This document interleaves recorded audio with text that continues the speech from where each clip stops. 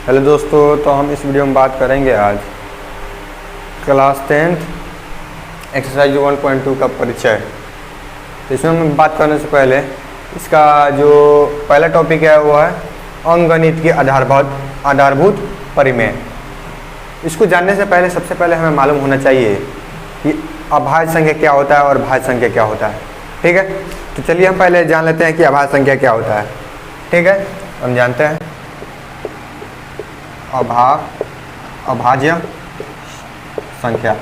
ठीक है, ये क्या होता है अभाज्य संख्या? तो अभाज्य संख्या वह संख्या होता है जो एक से कटता है और अपने आप से कटता है, उसी को अभाज्य संख्या कहते हैं। यहाँ लिखेंगे वह संख्या जो एक से कटे और अपने आप से कटे उससे अभाज्य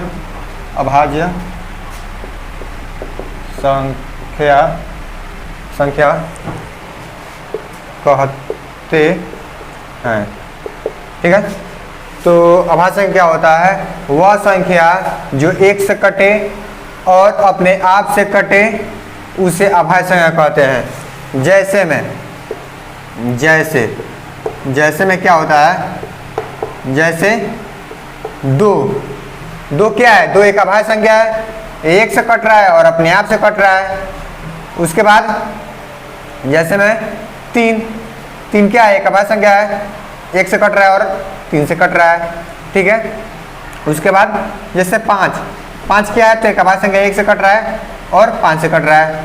जैसे में 5 के बाद 6 तो एक से कटेगा और अपने आप से कटेगा और किसी दूसरे से भी कटेगा, तो उसे अभाज्य संख्या कहते हैं। अब जैसे 7 एक से कटेगा और 7 से कटेगा।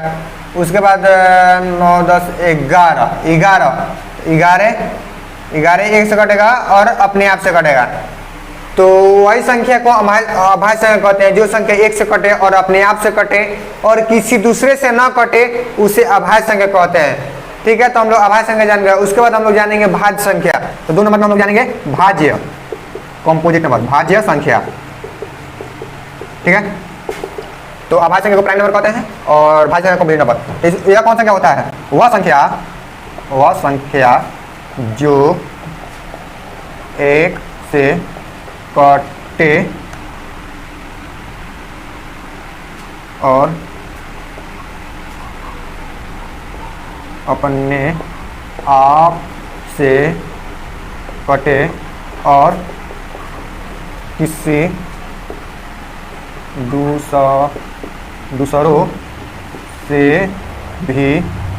दूसरों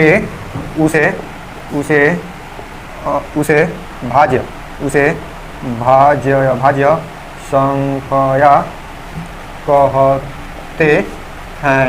देखिए, भाज्य संख्या क्या होता है? भाज्य संख्या वह संख्या जो एक से कटे और अपने आप से कटे और किसी दूसरों से भी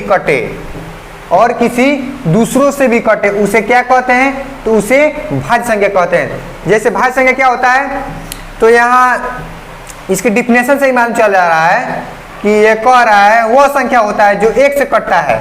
एक से तो हर कोई भी संख्या एक से कटता है और अपने आप से, तो उसके अलावा एक और अपने आप के अलावा किसी दूसरे से भी कटे उसे भाज्य संख्या कहते हैं। जैसे 4, जैसे में लेते हैं, जैसे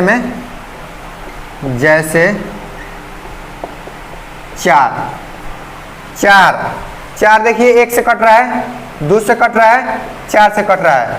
देखिए, एक से कटे वह संख्या जो एक से कटे और अपने आप से कटे और दूसरों से भी कटे उसे क्या कहते हैं? तो उसे कहते हैं भाज्य संख्या। 4 हो गया और उसके बाद आता है 6 एक से कट रहा है, 2 से कट रहा है, 3 से कट रहा है, 6 से कट रहा है। तो वह संख्या जो एक से कटे, अपने आप से कटे और किसी दूसरों से भी कटे उसे कहते हैं अभाज्य संख्या। 6 हो गया, ऐसा ही 9 हो गया, 9 एक से कट रहा है, 3 से कट रहा है, 9 से कट रहा है, वैसा ही 12 हो गया। ठीक है, तो ये हो गया अभाज्य संख्या, ये हो गया भाज्य संख्या। अब इसके बाद हम लोग गुणनखंड जानेंगे, गुणनखंड क्या होता है। ठीक है, तो हम लोग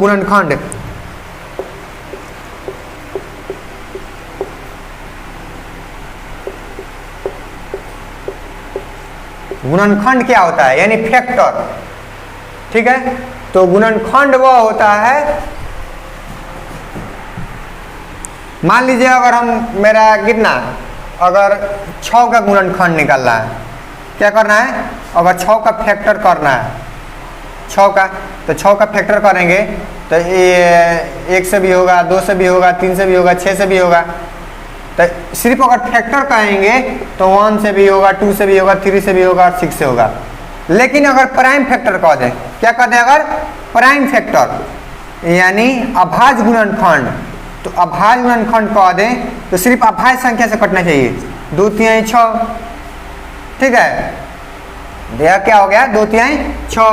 तो इसका हम गुणनखंड बता दिए। तो गुणनखंड ऐसा ही होता है जैसे 9 का, तो 12 का अगर गुणनखंड करना है तो 2 से कटेगा तो 6 होगा, फिर 2 से कटेगा तो 3 होगा, फिर 3 से कटेगा तो 1 होगा। तो ये क्या होता है, ये गुणनखंड होता है। कौन, तो अभाज्य संख्या, अभाज्य गुणनखंड होता है। ठीक है, तो इसके बाद हम लोग अब जानेंगे अंकगणित की आधारभूत परिमेय। तो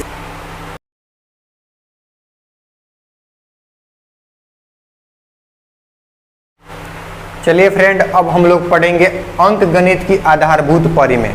ठीक है, तो ये जानेंगे क्या होता है। तो ये होता है प्रत्येक भाज्य संख्या को अभाज्य संख्याओं के एक गुणनखंड, प्रत्येक भाज्य संख्या को एक अभाज्य संख्या के गुणनखंड के रूप में व्यक्त यानी गुणनखंडित की जा सकती है। ठीक है, तथा वह गुणनखंड अभाज्य संख्या के आने वाले क्रम के बिना क्या होता है, अद्वितीय होता है। ठीक है, तो अब हम लोग ये पढ़ेंगे। तो ये होता है प्रत्येक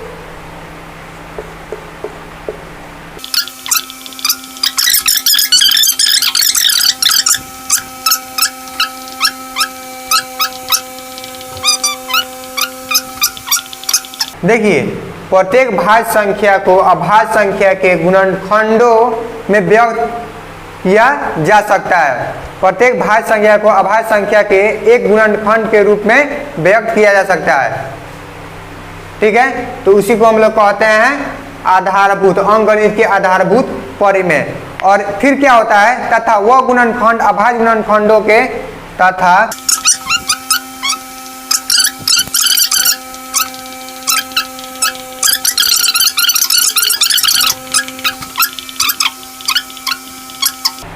देखिए, समझ रहे हैं आप लोग, कह रहा है प्रत्येक भाज्य संख्या को अभाज्य संख्या के गुणनखंडों के रूप में गुणनखंडों यहाँ छूट गया, गुणनखंडों के रूप में व्यक्त किया जा सकता है, तथा वह गुणनखंड अभाज्य गुणनखंडों के आने वाले क्रम के बिना अद्वितीय होता है। मान लीजिए जैसे कोई एक हम ले लेते हैं एग्जांपल में, जैसे 210, जैसे एग्जांपल में हम ले लेते हैं 210।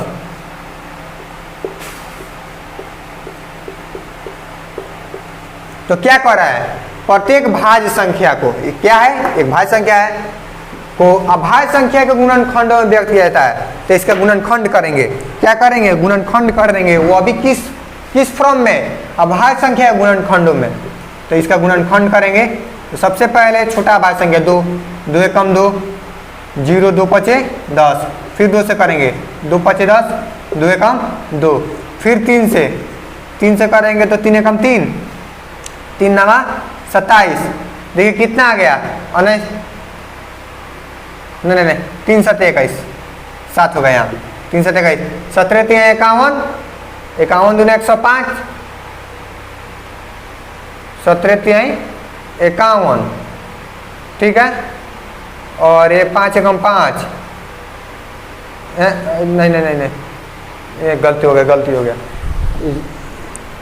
यहाँ क्या होगा, यहाँ 210 का करेंगे तो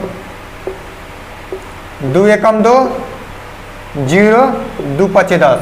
अब 2 से नहीं कटेगा, देखिए यहाँ हम वही गलती किए थे।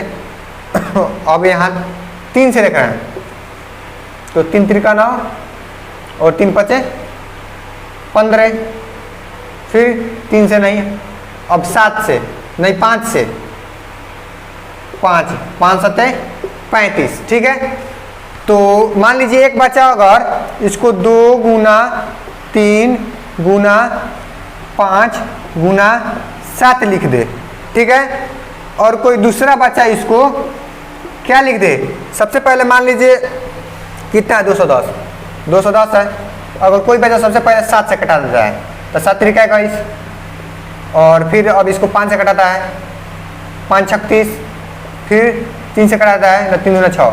अगर कोई बच्चा इसको 7 गुना 5 गुना 3 गुना 2 लिख दे, ठीक है, और कोई बच्चा इसको अगर 210 है तो बहुत कोई 5 से भी कटा देगा, 5 से कटाएगा तो 5 चौका 20, एक उसमें देगा तो 1 और 0 10 होगा, तो 5 गुना 10, फिर 7 से 7 छक 42, फिर 2 से 2 3 6।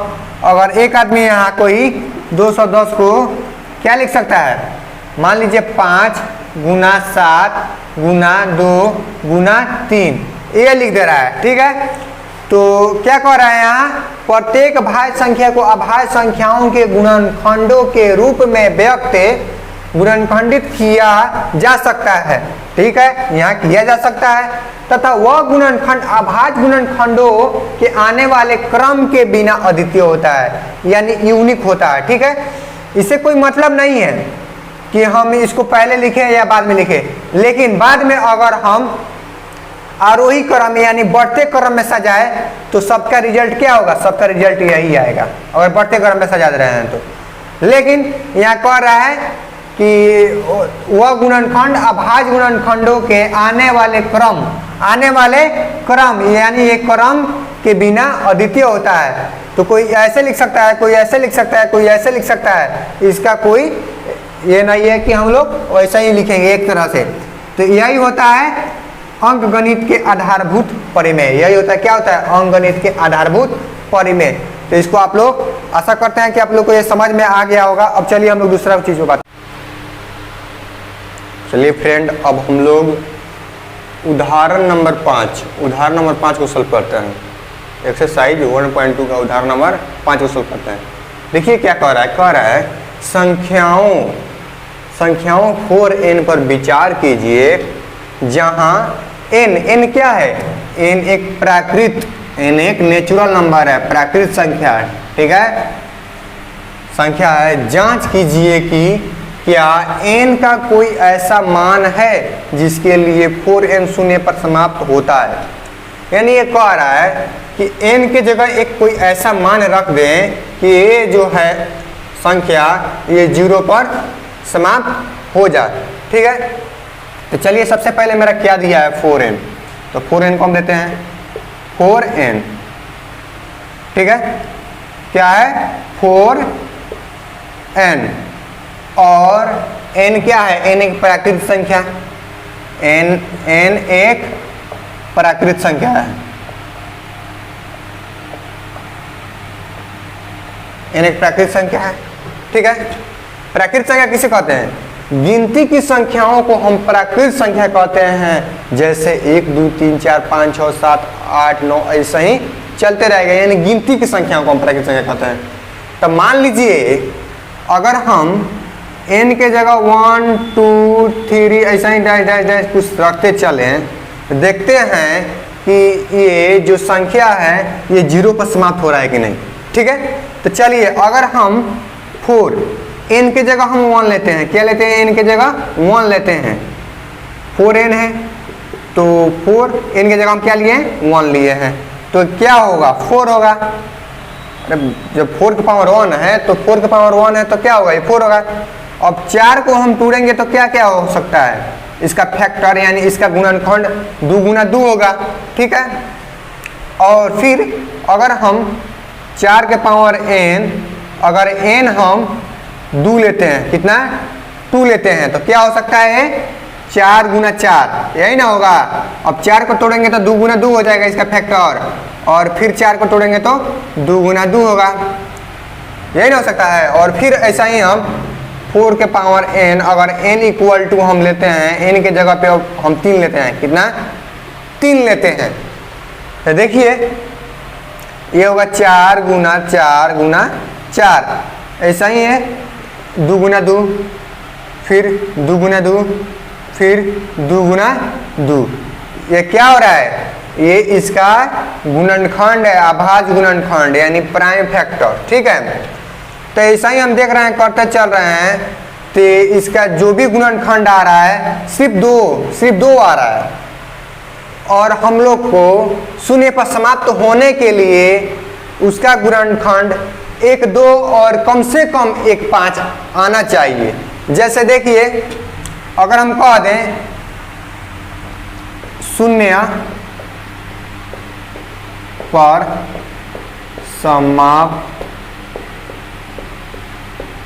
होने के लिए युग्म में क्या होना चाहिए? कम से कम 1 2 और कम से कम 1 5 इस रूप में होना चाहिए। तब जाके अगर 1 2 रहेगा और 1 5 रहेगा तो जो अंत का जो संख्या होगा वो क्या होगा? 1 0। जो लास्ट में समाप्त होगा वो 1 0 पे होगा। अगर ये 2 गुना 5 और फिर 2 गुना 5 रहता है, यानी 2 को 2 और 2 को 5, तो इसके अंत में क्या आएगा? इसके अंत में 2 को 0 आएगा, यानी 2 0 पर समाप्त होगा। ऐसे ही 3 अंक पर 3 0 पर समाप्त होने के लिए 3 को 2 और 3 को 5 होना चाहिए। ठीक है, तो यहाँ देख रहे हैं तो ये नहीं हो रहा है। ठीक है, तो चलिए अब हम इसको क्या करते हैं, 4 के पावर n है। ठीक है, तो इसका हम प्राइम फैक्टर करेंगे, 4 का प्राइम फैक्टर करेंगे तो क्या होगा? 2 गुना 2 होगा, यही ना होगा। तो ये लिखेंगे 2 गुना 2 के पावर n। ठीक है, फिर इसको क्या लिख सकते हैं? इसको लिख सकते हैं इसको लिख सकते हैं 2 के पावर 2 फिर n, यही ना। अब इसको हम लिख सकते हैं 2 के पावर 2n। अरे n की जगह कोई ऐसा अंक रखिए, कोई, मान लीजिए 1 रखते हैं तो 2 दूना 4, 2 रखते हैं तो 2 दूना 4, यानी 2 को कितने बार लिख लेंगे भाई? 4 पे लिखने पड़ेंगे। ठीक है, अगर यहाँ पे 3 लिखते हैं तो 3 दूना 6, 2 को 6 बार लिखे जाएगा। तो यहाँ देख रहे हैं इसका कभी भी प्राइम फैक्टर 2 गुना 5 के रूप में ये नहीं आएगा। ठीक है, नहीं ना आएगा। लिखेंगे, चूंकि इसको हम थोड़ा इरेज कर दे रहे हैं इधर,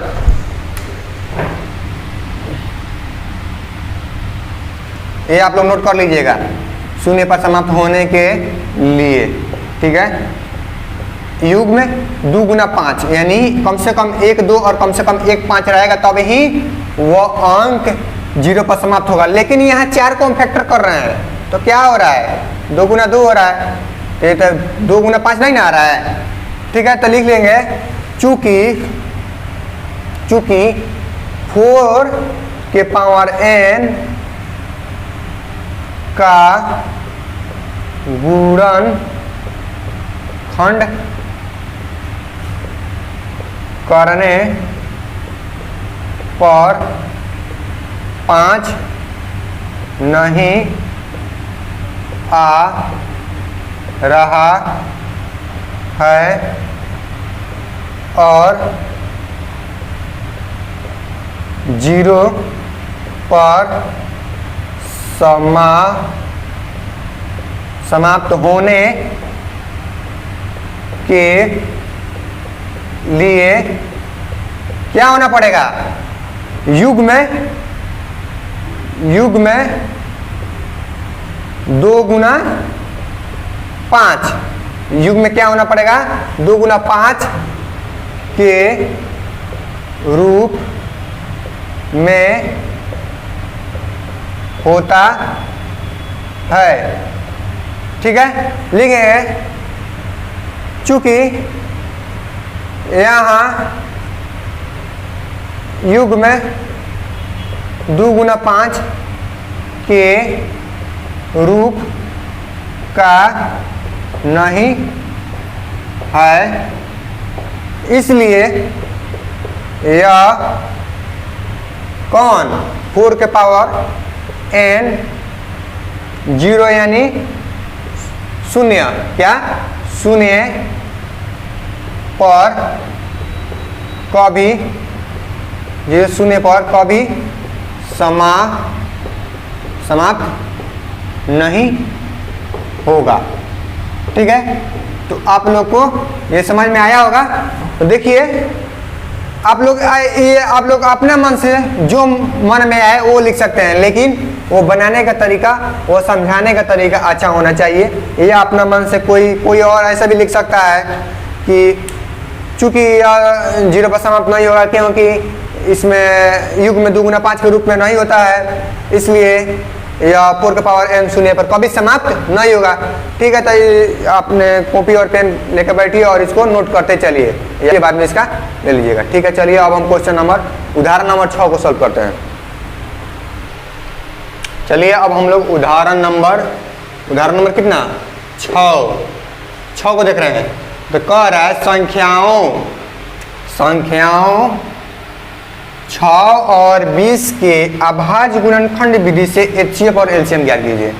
तो आप लोग पिछले कक्षा में पढ़ चुके हैं, क्लास 9th में, क्लास 8, यानी ये तो हम 6 से पढ़ते आ रहे हैं और हमें 10th में भी पढ़ना है। ठीक है, तो इसका क्या करेंगे, 6 यानी 6 और 20 क्या करना है, अभाज्य गुणनखंड विधि से HCF और LCM निकालना है। अभाज्य गुणनखंड विधि से तो सबसे पहले अभाज्य गुणनखंड यानी प्राइम फैक्टर करेंगे, किसका, 6 का प्राइम फैक्टर करेंगे तो कितना होगा, 2 3 6, यानी ये तो 2 और 3 2 बार में कट गया। ठीक है, 3 बार में।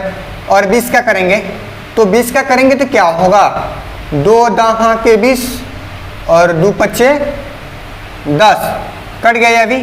तो देखिए अब हम 6 को क्या लिख सकते हैं, 6 को हम लिख सकते हैं 2 गुना 3 के रूप में। ठीक है, और 20 को लिख सकते हैं, क्या लिख सकते हैं, 2 गुना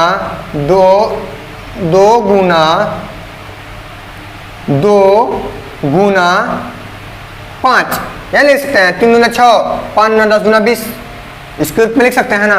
तो अभाज्य गुणनखंड यही ना है प्राइम फैक्टर अभाज्य गुणनखंड विधि से HCF और LCM। देखिए HCF क्या होता है, हाईएस्ट कॉमन फैक्टर। क्या होता है, हाईएस्ट कॉमन फैक्टर, यानी दोनों में कॉमन हो, दोनों में क्या हो, कॉमन हो, उसी को कहते हैं फैक्टर। तो ये हो जाएगा आपका, दोनों में कॉमन मिल गया, दोनों में कॉमन मिल जाता है, वो मेरा हो जाता है HCF। क्या होता है, HCF इक्वल टू क्या हो गया, 2 हो गया। लेकिन LCM में क्या होता है, 2 गुना 3 हो जाएगा, और ये 2 के पावर 2 और 5। LCM होता है जिसका पावर बड़ा होता है उसी को लेते हैं एक बार, जिसका पावर बड़ा होता है उसको एक बार लेते हैं, और जो बाकी बच जाते हैं उस सबको ले लेते हैं। तो यहाँ LCM हो जाएंगे मेरे LCM हो जाएगा कितना, बड़ा पावर। सबसे पहले बड़ा पावर लेंगे, यानी 2 का पावर 2 खत्म। अब उसके बाद 2 के बाद देखेंगे क्या है, 3 एक बार है तो एक बार लेंगे, उसके बाद 5 एक बार है तो 5 लेंगे। ठीक है, तो देखिए इसका करेंगे तो 2 दूना 4, 2 का पावर 2 है, यानी 2 का स्क्वायर 4 आ जाएगा, और ये मेरा 3 और ये मेरा 5। ठीक है, अब देखिए इसको मल्टीप्लाई करेंगे तो क्या होगा, 4 3 12 25 60 हो जाएगा। तो मेरा HCF हो गया कितना, 2, और ये मेरा हो जाएगा LCM, और ये मेरा HCF। तो HCF मेरा हो जाएगा 2। ठीक है, तो ये तो आपको बहुत ही अच्छा तरीकों से समझ में आ गया होगा, क्योंकि पिछले कक्षा में भी पढ़ना था। ठीक है, तो चलिए अब हम लोग क्वेश्चन नंबर, चलिए दोस्तों अब हम लोग उदाहरण नंबर 7 को देखेंगे। क्या कह रहा है,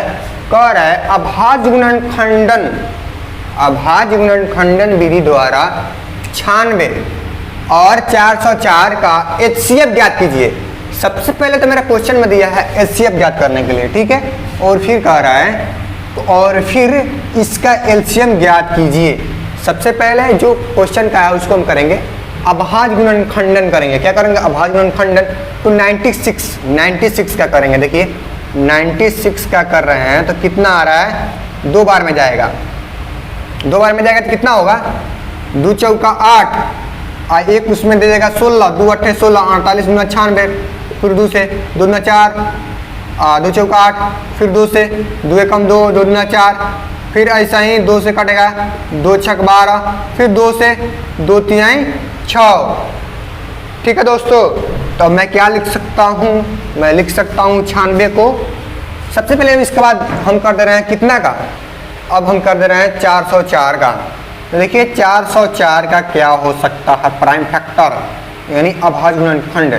तो 2 से कटेगा, 2 दूना 4, 0, 2 दूना 4, फिर 2 से 2 एकम 2, 0, 2 एकम 2। अब देखिए 101 क्या है, कौन संख्या है, अभाज्य संख्या है। तो यहाँ अभाज्य गुणनखंड का है, अभाज्य संख्या है, तो ये तो नहीं कटेगा डायरेक्ट, अब 101 से कटेगा एक बार में, ठीक है, और एक का कोई नहीं होता है, ठीक है।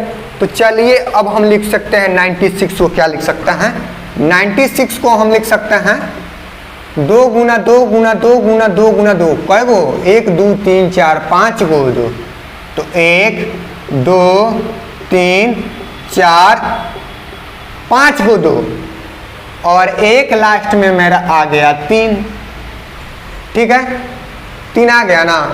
अब हम लिख सकते हैं 404 को, क्या लिख सकते हैं 404 को हम लिख सकते हैं 2 गुना 2 गुना 101। अब हम आपको इस पहले वाला क्वेश्चन में बताए थे कि HCF क्या होता है, तो जो दोनों में कॉमन हो, हाईएस्ट कॉमन फैक्टर यानी दोनों में जो कॉमन हो, हाई कॉमन हो, उसी को हम कहते हैं HCF। देखिए मेरा ये कॉमन आ गया, फिर ये मेरा कॉमन आ गया ना, तो कौन कौन कॉमन है, एक तो 2 गुना 2 है, तो मेरा HCF कितना हो जाएगा, HCF मेरा हो जाएगा 2 दूना 4। कितना कितना का HCF, कितना कितना का, तो HCF कितना कितना का, तो 96 और 404 का मेरा HCF आ जाएगा 4। अब देखिए अब क्या आ रहा है, HCF ज्ञात कीजिए और फिर इसका LCM। तो आप लोग को मैं बता दूं एक फार्मूला, इस फार्मूला से जो हम लोग का 10th का एग्ज़ाम होता है उसमें ऐसे क्वेश्चन आते हैं बनाने के लिए, दे देगा सबसे पहले क्या करेगा, 2 अंक दे देगा और एक LCM या HCF दे देगा, और कहे मान लीजिए LCM दे रहा है तो कह देगा HCF निकालने के लिए, और अगर LCM दे रहा है कहेगा तो HCF निकालने के लिए, ठीक है। तो फार्मूला क्या होता है, तो होता है फर्स्ट, मान लीजिए 2 नंबर है, ए बी नंबर है, ठीक है, ए बी नंबर है कोई, और इसका LCM निकालना है, तो LCM ए बी करना है, ठीक है। क्या होता है, लॉसो गुने मौसो बराबर पहली संख्या गुने दूसरी संख्या, यही होता है वो फार्मूला। तो कोई ए बी नंबर है तो इसका फार्मूला लगाएंगे, LCM ए बी गुना HCF ए बी बराबर पहली संख्या गुने दूसरी संख्या, पहली संख्या गुने दूसरी संख्या, यही फार्मूला है दोस्तों, ठीक है। तो पहली संख्या मेरा कौन है, ए हो गया, और दूसरी संख्या ए हो गया। आप लोग ये फार्मूला लिख लीजिए, ऐसे लिखिएगा LCM गुना HCF, चाहे हिंदी में लिख लीजिए, लॉस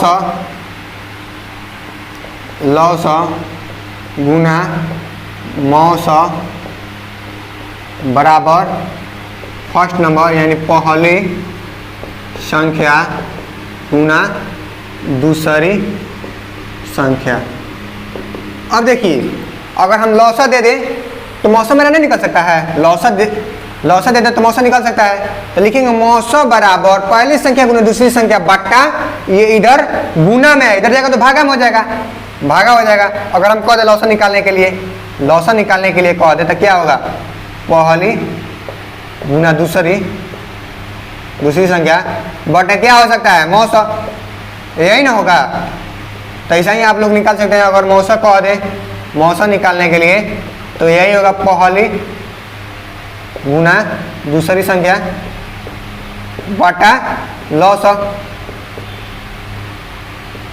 ठीक है। तो आप लोग इसको इस फार्मूला को लिख लीजिए, ये बहुत इंपॉर्टेंट फार्मूला है, इससे हम मैट्रिक एग्जाम में बहुत ऐसे क्वेश्चन पूछे जा सकते हैं, 2 नंबरिया में भी आता है और जो ऑब्जेक्टिव टाइप क्वेश्चन होता है उसमें भी आ जाता है, ठीक है। तो चलिए हमारा HCF दे दिया है, HCF कितना दे दिया है, 4, HCF मेरा 4 दिया है, तो हम LCM निकाल सकते हैं ना, वही फार्मूला लगाएंगे। कौन फार्मूला लिखेंगे, LCM AB, इसको AB मान ले रहे हैं, LCM A B into HCF A B यानी गुना करेंगे इसका और इसका, ए बी का LCM और HCF निकालेंगे। LCM ए बी और HCF A B equal to हो जाता है पहली संख्या गुना दूसरी संख्या। ए को हम पहली संख्या मान लिया और बी को दूसरी संख्या। देखिए हमारा क्या निकल रहा है, हमारा निकल रहा है LCM, तो लिखेंगे LCM A B equal to पहली संख्या गुने दूसरी संख्या बटा HCF ए बी। ठीक है, ये फॉर्मूला है। अगर हमें दो संख्या मालूम है और उसका HCF मालूम है तो हम LCM ऐसे निकाल सकते हैं। देखिए मेरा ए बी क्या है, ए 96 और बी 404। ठीक है, और मेरा HCF क्या है, तो HCF देखिए HCF मेरा 96 और 404 का HCF कितना आया है, 4, यही ना आया है। तो इसके जगह पे हम 4 लिख देंगे। अब इसको कटा देंगे, 4 एकम 4, 4 एकम 4, 0 4 एकम 4। अब इसका क्या करेंगे, इसका मल्टीप्लाई कर देंगे यानी गुना कर देंगे 101 में 96 का, तो क्या हो जाएगा 6 0 6 9 0 9 यानी 96। इसका LCM हो जाएगा, इसका LCM हो जाएगा 96। तो आप लोग को मैं वो जो फॉर्मूला लिखाया हूँ आप लोग एक बगल कॉपी में लिख लीजिए। ठीक है, और वो बहुत इंपॉर्टेंट है। तो मेरा इसका LCM कितना हो जाएगा, LCM इक्वल टू इतना आंसर। और क्या कहा था निकालने के लिए, कहा था LCM ज्ञात कीजिए। तो LCM मेरा हो गया। अब इसका स्क्रीनशॉट ले लिए या कॉपी पेन पर उतार लीजिए। चलिए अब हम लोग उदाहरण नंबर 8 को देखते हैं। देखिए उदाहरण नंबर 8 क्या कह रहा है, संख्या 6, 72 और 120 का अभाज्य गुणनखंड विधि द्वारा HCF और LCM ज्ञात कीजिए। ये तो मैं आपको बता चुका हूँ उदाहरण नंबर 6 में, वैसे ही ये क्वेश्चन है। तो ये तो आप लोग भी सॉल्व कर लीजिएगा, बट हम कर देते हैं थोड़ा सा। देखिए 6 का अभाज्य गुणनखंड निकालेंगे, 72 का अभाज्य गुणनखंड निकालेंगे। क्या हो जाएगा 72 का, 2 से कटेगा तो द्वितीय 6, 2 6 12 36 गुना 72, 2 एकम 2 द्वितीय 6 हो गया। और नहीं 2 एकम 2 और 2 8 16, 18 दुना 36, फिर 2 से 2 9 18, फिर 3 3 9 हो गया। अब इसका निकालेंगे 120 का। 120 का क्या क्या हो सकता है, 2 से 60 हो जाएगा, 2 से 30 हो जाएगा, 2 से 15 हो जाएगा, फिर 2 से नहीं, फिर 3 से 2 से हो गया, और फिर 3 से, तो 3 5 15 हो जाएगा। अब कुछ नहीं होगा। ठीक है, तो देखिए अब इसको हम 6 को क्या लिख सकते हैं, 6 को हम लिख सकते हैं 2 गुना 3, और 72 को हम क्या लिख सकते हैं, 72 को लिख सकते हैं 72 को 1 2 3 यानी 2 गुना 2, फिर 2 को 3, 3 गुना 3। अब हम लोग 120 को क्या लिख सकते हैं, 120 को लिख सकते हैं 1 2 3, 1 2 3, 4 है 3 और 1 है 5। ठीक है, तो HCF क्या होता है, जो तीनों में कॉमन हो, 2 में नहीं, तीनों में कॉमन होना चाहिए। देखिए सबसे पहले तो मेरा कॉमन मिल गया तीनों में, और फिर देखते हैं 3 इसमें भी है, तो ये मेरा ये मेरा कॉमन हो गया। ठीक है, तो HCF मेरा हो जाएगा HCF मेरा हो जाएगा, क्या हो जाएगा, HCF मेरा हो जाएगा 2 गुना 3, तो हो जाएगा मेरा 6। और देखिए LCM क्या हो सकता है, LCM मेरा हो जाएगा LCM क्या होता है, सबसे पहले इसको हम क्या लिख सकते हैं, इसको हम लिख सकते हैं 2 गुना 3, और इसको हम क्या लिख सकते हैं 1 2 3, 2 के पावर 3 1 2 3 है तो 2 का पावर 3 और 2 3 है तो 3 का पावर 2 लिख सकते हैं। अब देखिए इसको क्या लिख सकते हैं, 1 2 3 तो 2 का पावर 3 है और फिर 1 3 और 1 5, यही ना लिख सकते हैं। ठीक है, इसको हम लिख दिए हैं, जो कहते हैं लिख दिए हैं, बट इसको 1 2 3 है तो 3 का पावर 2 का पावर 3 लिख दिए और 3 का पावर 2 लिख दिए, लेकिन इसको 2 का पावर 3 और 1 3 1 5। तो एलसीएम में क्या होता है, सबसे पहले उसको लेते हैं जिसका पावर बड़ा होता है। तो देखते हैं 2 का पावर सबसे बड़ा कितना है, तो 2 का पावर 3 तो 2 के पावर 3 ले लेंगे, मल्टीप्लाई यानी गुना। अब 2 के बाद देखते हैं 2 से बड़ा कौन संख्या है, तो 2 के बाद मेरा 3 आ रहा है, तो 3 का पावर सबसे बड़ा पावर देखते हैं, तो 3 का पावर मेरा ये तीनों में सबसे बड़ा पावर है 3 का पावर 2, 3 का पावर 2। अब उसके बाद क्या करते हैं, 3 के बाद देखते हैं उससे बड़ा कौन संख्या है, तो उससे बड़ा देख रहे हैं तो यहाँ 5 है, 5 कितने बार है, तो 1 बार है, तो यही मेरा हो जाएगा एलसीएम। तो 2 के पावर 3 तो 2 गुना 2 गुना 2 और 3 का पावर 2 तो 3 2 बार लिख देंगे 3 और फिर 5 1 बार लिख देंगे, हो गया ना।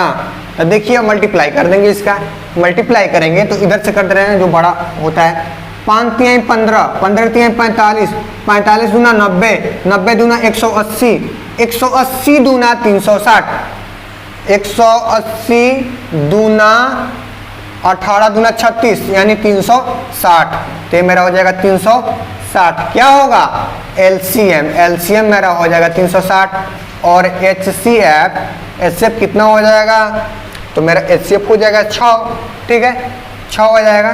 तो यही मेरा ना पूछ रहा है, देखिए क्या कह रहा है, एचसीएफ और एलसीएम निकालने के लिए, तो यहाँ एचसीएफ मेरा निकल ही गया और एलसीएम निकलने गया, और वो कौन विधि से, वो कह रहे हैं अभाज्य गुणनखंड विधि से निकालने के लिए, तो यहाँ मैं अभाज्य गुणनखंड विधि निकाल दिया हूँ। ठीक है, अभाज्य गुणनखंड निकाल के उसको सबसे पहले क्या करते हैं, अभाज्य गुणनखंड निकालते हैं, उसके बाद उसका देखते हैं दोनों में कौन कॉमन है, वो मेरा एचसीएफ होता है, और जो बड़ा पावर होता है उसका मल्टीप्लाई कर देते हैं यानी गुना कर देते हैं, गुना करने के बाद जो आता है वो मेरा एलसीएम होता है। तो ऐसा करता हूँ कि आपको समझ में आया होगा। अब देखिए हम आप लोग को आज से रेगुलर यानी अब हम रेगुलर पढ़ा रहे हैं, इसलिए आप मेरे चैनल को सब्सक्राइब कर दें और आप लोग इस चैनल से पढ़ते रहें। ठीक है, चलिए।